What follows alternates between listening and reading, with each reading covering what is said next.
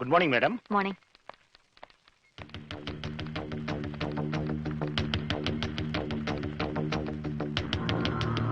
Good morning. Good morning.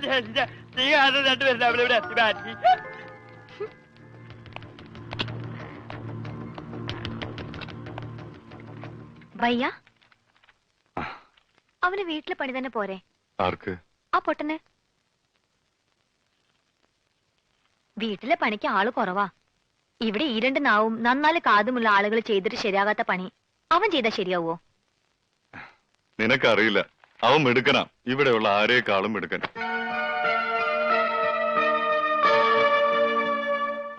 പിന്നെ ഇവിടെയുള്ള കാര്യങ്ങളില് നീ ഇടപെടണ്ട.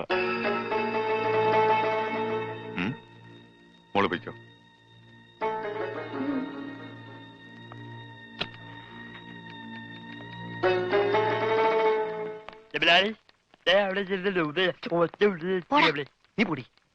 എന്താ എന്താ ജനൽ പാടിയാ? അതൊക്കെ കഴിഞ്ഞു. അവിടെങ്ങും പോയിരിക്കേ.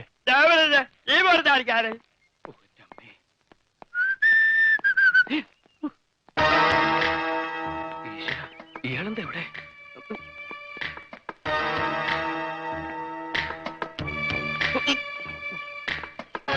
എന്താടാ, കാശ് കിട്ടിയോ?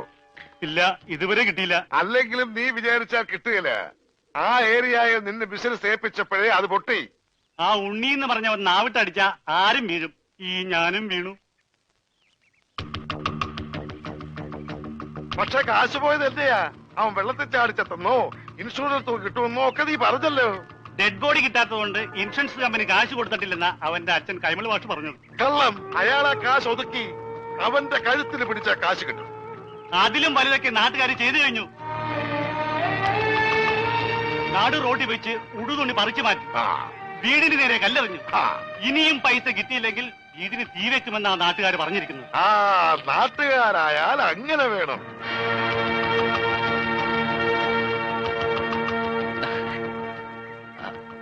ആരാത്? ദൈവമേ, ഈ ചെക്കന്റെ ബോഡി കിട്ടുന്നവരെ മനസ്സിന് സ്വസ്ഥതയില്ല. അതെ, ഞാൻ മണിന്ദർ സിംഗിന്റെ മകളാ, കരിഷ്മ. ഇപ്പൊ ഒരാളുടെ കാര്യം പറഞ്ഞില്ലേ, ഒരു ഉണ്ണി. എന്താ? എനിക്ക് അവനെ കുറിച്ച് എല്ലാം അറിയണം. അവൻ ജീവിച്ചിരുന്നപ്പോഴേ ഒരു മുങ്ങൽ വിദഗ്ധനായിരുന്നു. മരിച്ചു കഴിഞ്ഞ ആ ഡെഡ് ബോഡിയെങ്കിലും കിട്ടിയിരുന്നെങ്കിൽ ഞങ്ങൾ കുറെ പേര് രക്ഷപ്പെട്ടേനെ. അതെങ്ങനെയാ? അവന്റെ ബോഡി അതും മുങ്ങി. അവന്റെ ഫോട്ടോ എന്തെങ്കിലും കിട്ടാൻ മാർഗമുണ്ടോ? എവിടെയെങ്കിലും ഡെഡ് ബോഡി കണ്ടാൽ അപ്പൊ ഒത്തുനോക്കാൻ വേണ്ടി കൂടെ കൊണ്ട് നടക്കുക.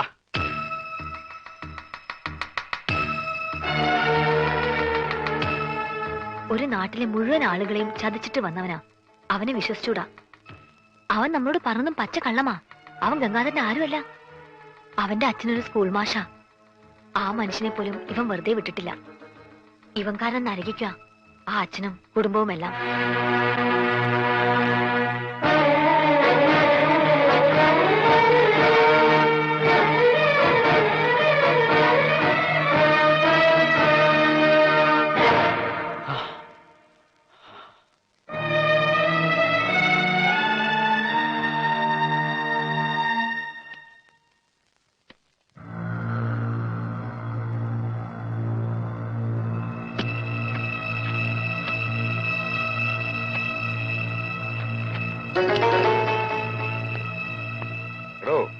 നമുക്ക് ഈ പണം 5 മണിക്ക് മുമ്പ് റാവുത്തറിന്റെ കയ്യിലെത്തിക്കണം. ഇല്ലെങ്കിൽ നാളെ നമ്മുടെ ട്രാവൽസിലോടുന്ന വണ്ടികൾക്കൊന്നും പെർമിറ്റ് ഉണ്ടാവില്ല. അല്ല, ഞാനിത് ആരോടാ പറയണേ?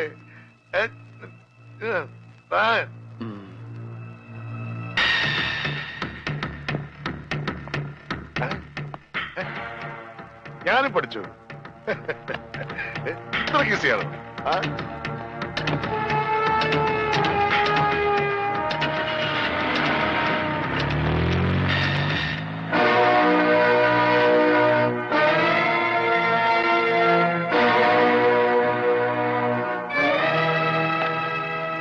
എന്താ ഭയ്യ? ചാച്ചാജി ഇതുവരെ എത്തിയില്ല.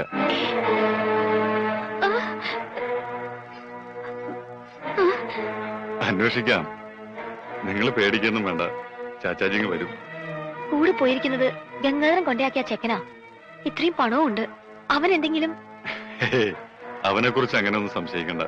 അവൻ ചതിക്കും. ചതിയനവൻ പണത്തിന് വേണ്ടി എന്തും ചെയ്യും. എനിക്കറിയാം, അതുകൊണ്ടാ പറയുന്നത്. വേഗം എന്തെങ്കിലും ചെയ്യണം.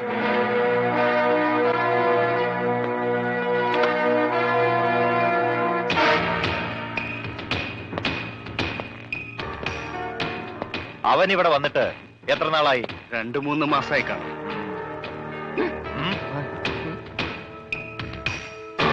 ഇവിടുന്ന് പോയതിനു ശേഷം മണീന്ദർ സിംഗ് ഫോൺ ചെയ്യോ മറ്റോ?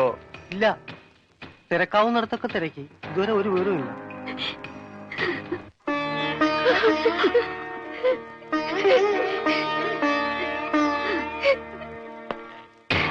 സാർ, സ്റ്റേഷനിൽ നിന്നാണ്. Hello, speaking. അവനെ കിട്ടി. എത്ര ചോദിച്ചിട്ടും അവനൊന്നും പറഞ്ഞിട്ടില്ല.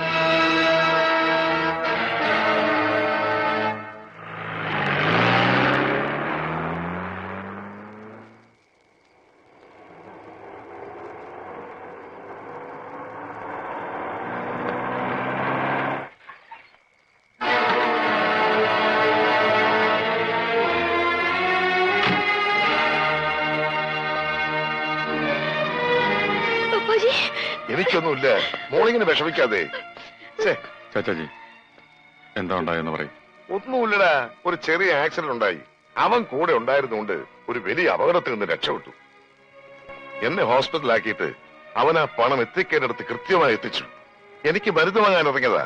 പിന്നെ അവനെ കണ്ടില്ല. അല്ല, അവൻ കൊണ്ട് വന്നില്ലേ?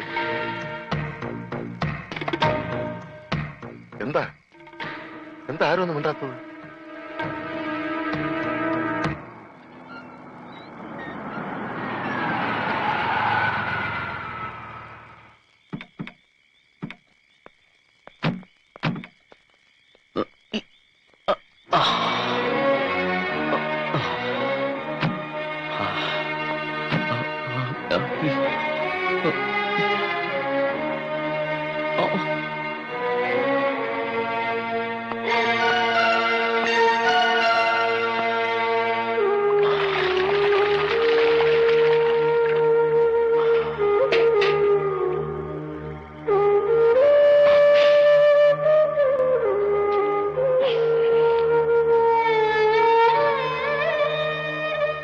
അത് കാണാതായപ്പോ ഞങ്ങള് വിചാരിച്ചു കട്ടിട്ട് പോയി കളഞ്ഞു എന്നല്ലേ.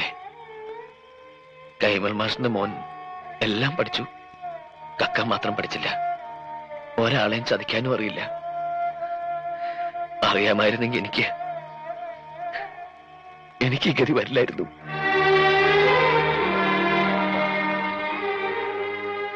എന്റെ വീടിന് എല്ലാവരും ചേർന്ന് തീ വെക്കും മുമ്പ് എനിക്ക് അവിടെ എത്തിയേ പറ്റൂ.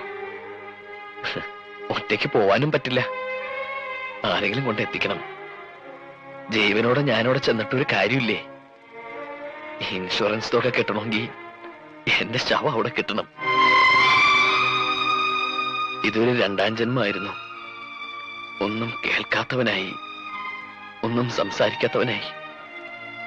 ഇനി ഇതും തുടരാൻ കഴിയില്ല.